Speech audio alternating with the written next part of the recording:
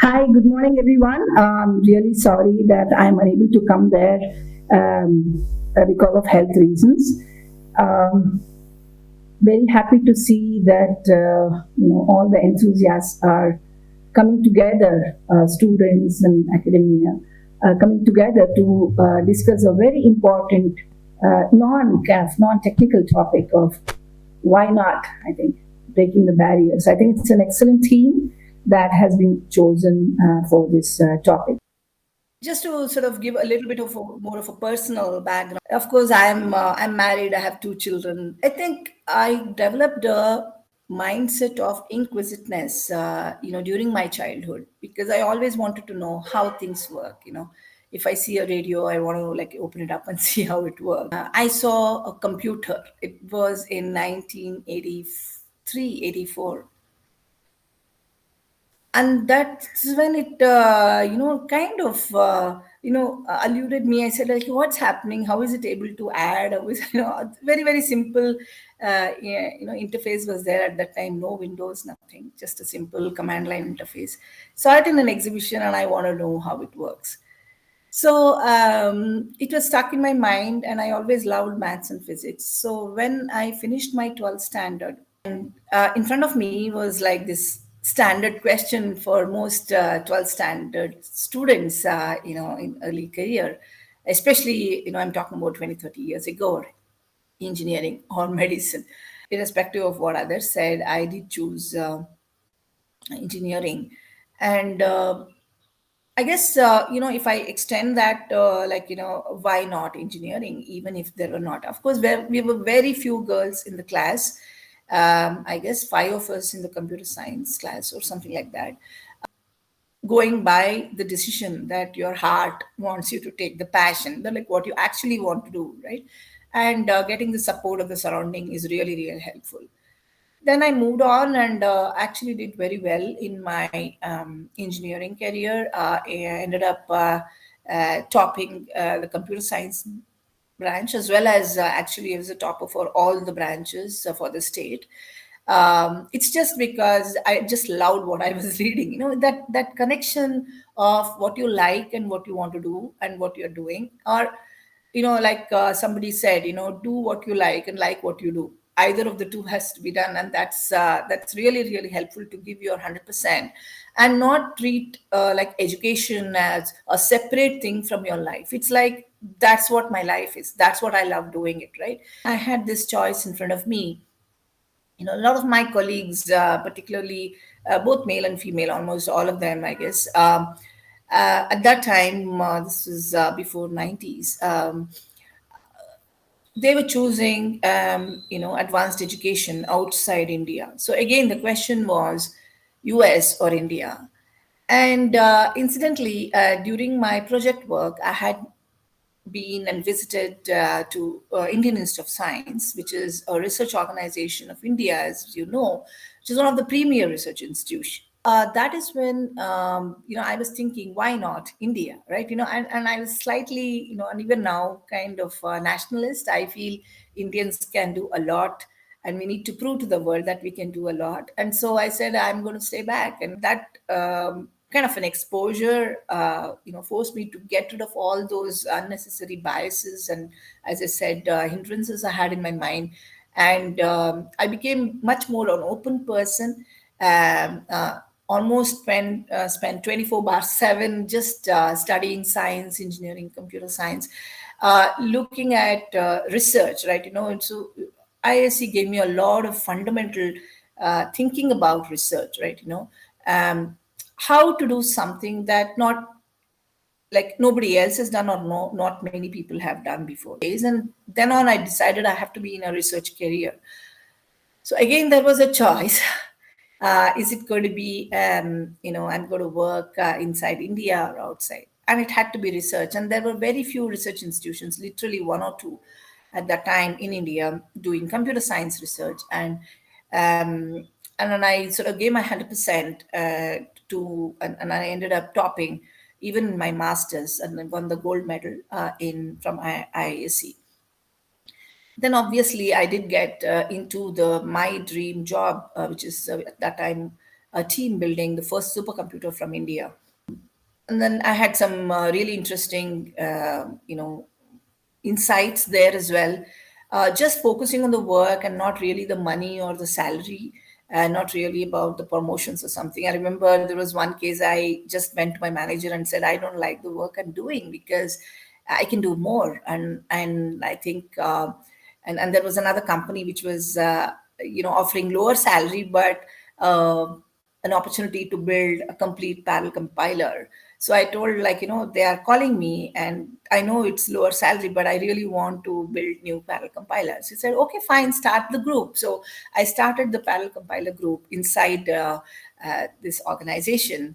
And it's really here, just to take a side look at this, if you feel strongly about something that you want to do and you know that it is kind of aligned with the goal of the organization as well, you ask. There is no problem. No, not many people would have done, taking back a resignation, right? I said, why not? I mean, if the same opportunity is being created in my own company where I have served, why not? So I stayed back, built the parallel compiler team, and we actually made and developed this compiler, uh, did a performance testing with the US at that time called Apogee compiler, and we also proved that the performance wise ours was much better. And the kind of satisfaction I was getting with all this was humongous, because I was just saying that we're proving that an Indian new novel compiler is better than the US compiler. So of course we published and all that. There was another company, Hewlett Packard, which was starting their research lab in India, and they contacted ISC to see who can be some of the initial members. They contacted me and said, can I join them, right? That, but then I realized that what they were asking me is to start a research group in India again to prove to the world that Indians can do research, and that again motivated me a lot. And yes, I became one of the two members, the first two members of Hewlett Packard Research Labs in India, working as an extended team of Palo Alto Labs. And it was again opening up of my next level, I would say, where I was able to interact with international researchers and understand how they view research. Research is not just about getting 2% improvement in performance or publishing tons of papers. Yes, that is also good research. But there's also research beyond, where this meets the ground, right? Now, how does this algorithm go and impact a particular life, a particular, solve a real problem on the ground?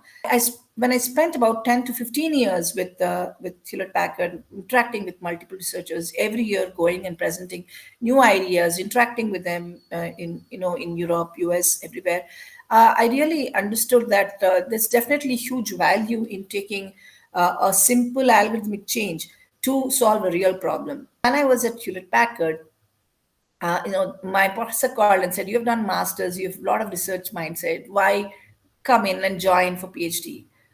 It was 15 years in industry, and people said, "Are you sure? You spent 15 years in industry, you've not been in class. Do you really want to do PhD?" My husband supported it, and I said, "Why not?" So trust me, along with my Hewlett Packard job, I took up doing my PhD in my favorite place of IISc. Did manage to complete, and I heard later that my thesis was recommended for the top three best thesis, and in this thesis, I tried to connect a real problem on the ground of enabling web tasks from low-end mobile phones in a way that it is much more scalable. Can end users create their own web applications without knowing programming? It's called programming by browsing for the web, and that's a new architecture framework that I came up with.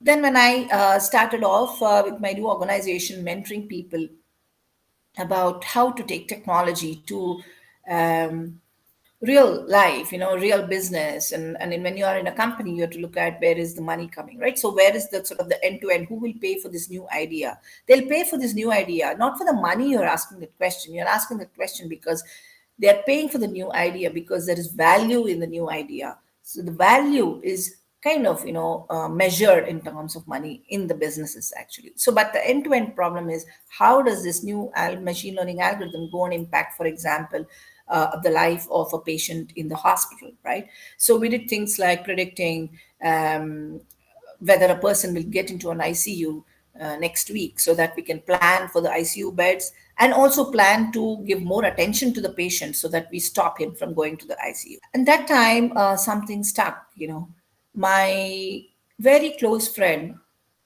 and a cousin sister, Bharti, suddenly got detected with breast cancer. She was only, I mean, like a few years elder to me, and she was so close to me. And suddenly they said, maybe it's like stage 4, stage 5, already metastasized, and very few months to go. It was extremely shocking. And I just started reading about breast cancer. And I saw that there's so many women who are dying because of breast cancer. So this got me thinking. Like, I'm doing so much research in different problems, from US, Europe, and also India.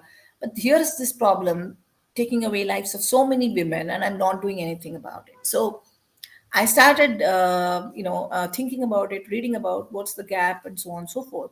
And serendipity may have it, and I met one of my friends from Palo Alto Research, Dr. Mesta, and I was also discussing with him broadly because he was an imaging expert.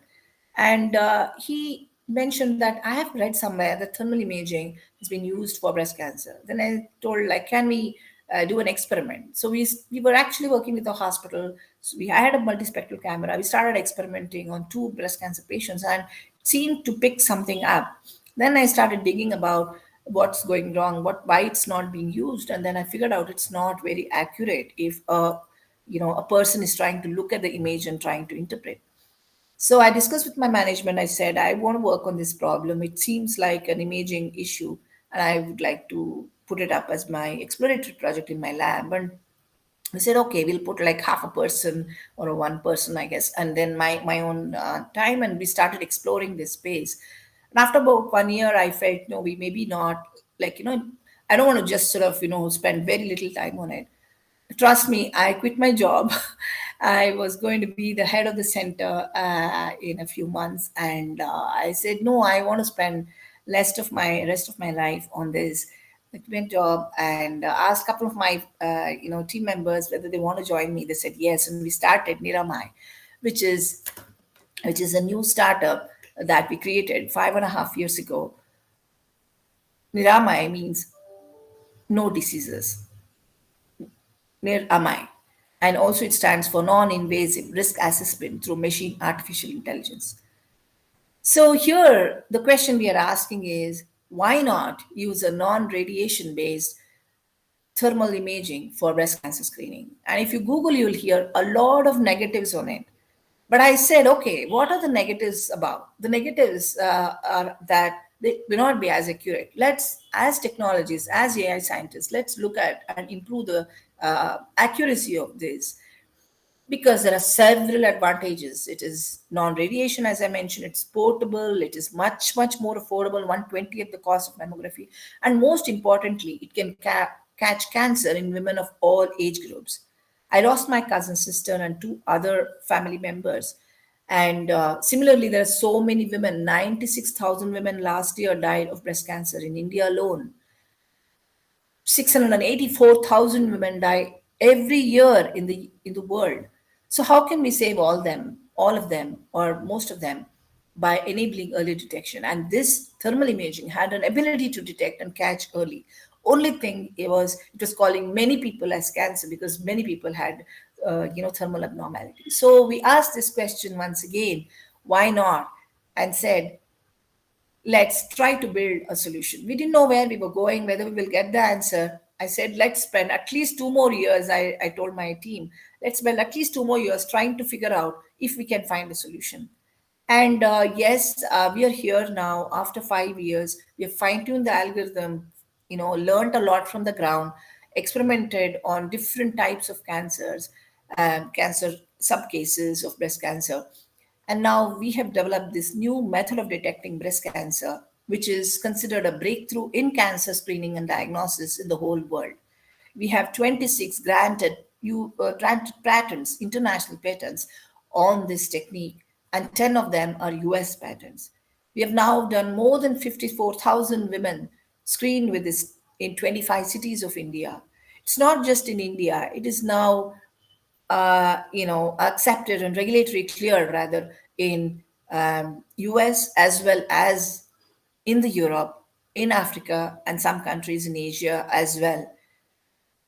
This is also giving us an opportunity to take Indian innovation to the world and show that Indians can also solve real problems with innovation. And most importantly, it's already saving many, many lives. Trust me, just this morning, I got a call from a person in Chennai who said, there is this lady who is just 60-year-old and no, actually 52-year-old, and she was hiding the fact that she had lump. And when she generally took the Analytix test, which is the name of the test, we found that she really had an issue. And when an ultrasound was done, it was confirmed malignant. Of course, I'm sorry that she found cancer, but I'm also happy for her that she can now live at least 10 more years, if not more, because Thermalytics got her cancer. So I think, one thing I want to say is that there will be several opportunities knocking at your door. And if that opportunity, you feel for it, you feel you want to do that, don't question yourself, why should I do it? Will I get money? Will I get fame? No, you just do it because there is goodness in doing it. You like doing it. And opportunities only knock a few times. Every time it came in, instead of saying, why should I do it? I said, why not? What will happen if I fail? So what? I will get another job. I will take some other path. I will work on some other problem. Just give it a try. Always try to choose what your heart wants and don't worry about what you don't know. Make sure that you know what you know and you can ask help from others whenever you don't know. Thanks a lot. Hope this was an interesting and useful story.